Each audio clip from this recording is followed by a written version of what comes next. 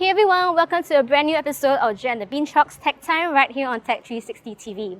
Thanks to GoPro Singapore, today we have the brand new GoPro Hero9.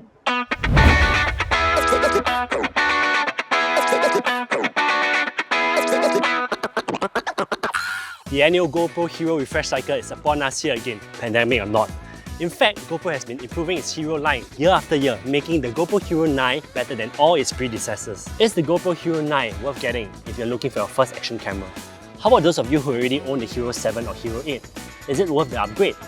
Let's find out. Here are 5 things we love about the Hero 9. The GoPro Hero9 comes with a brand new 23.6 megapixel sensor, a significant upgrade from the 12 megapixel sensor, which has been the standard since the Hero 3 in 2012. This upgrade in resolution size allows the Hero 9 to now capture 5K 25p videos and take 20 megapixel stills. It is useful in post-production, giving you the flexibility to crop in for 4K and HD output. Take note that 5K footage is unfortunately limited to 25 frames per second videos. So if you want higher frame rates of 50 frames per second, you will still need to shoot in 4K. For those of you into slow-mo capture, shooting in 2.7K resolution allows you to go up to 100 frames per second, and HD resolution allows you to shoot up to 200 frames per second.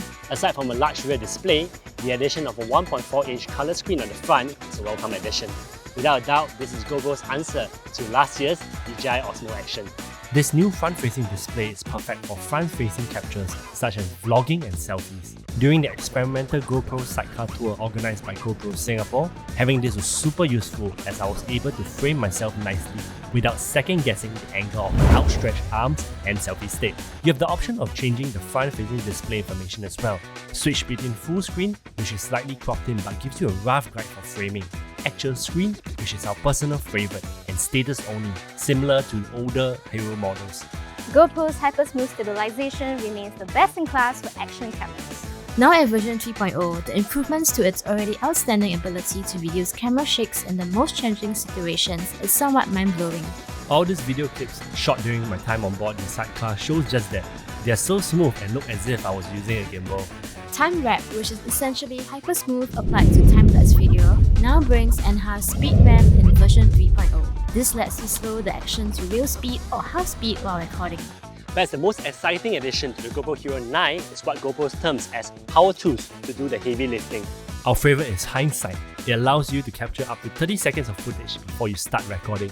When this function is turned on, the camera will buffer and wait in anticipation for you to capture something interesting that you might have missed.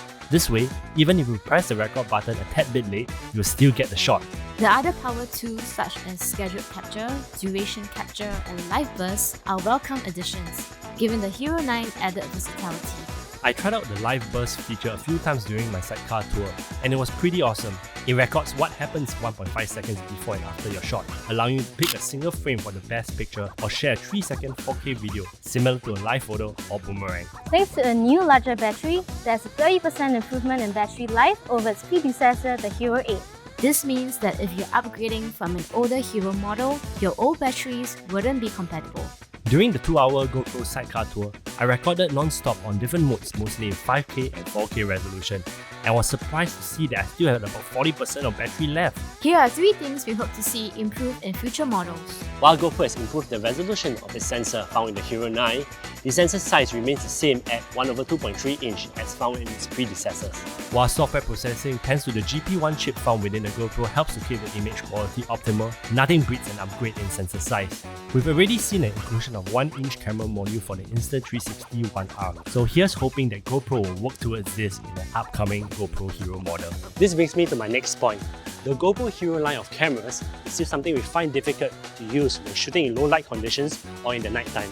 While we don't have the Insta360 One-R on hand to do a side-by-side comparison, here's a similar size camera with a built-in 1-inch sensor, the Sony RX0 Mark II. Just putting these 2 cameras side by side to capture some nighttime footage shows just how much a 1-inch sensor can do to improve the GoPro's low light shooting abilities. The larger 2.27-inch rear display with touch is great and the menu system is easy to get used to and navigate. However, we notice lags and delays when using it. We understand that this will be fixed in upcoming firmware update, so fingers crossed. The GoPro Hero 9 is a solid action camera and we're thinking of including it into our filmmaking kit as well. With a front-facing display removable lens cover, improved stabilization, new capture modes, and longer battery life amongst its many upgrades, the Hero 9 is definitely worth what vloggers and action-adventure filmmakers will want in their arsenal. See you the next episode of JacqandthebeanChock's Tech Time. See you guys and take care.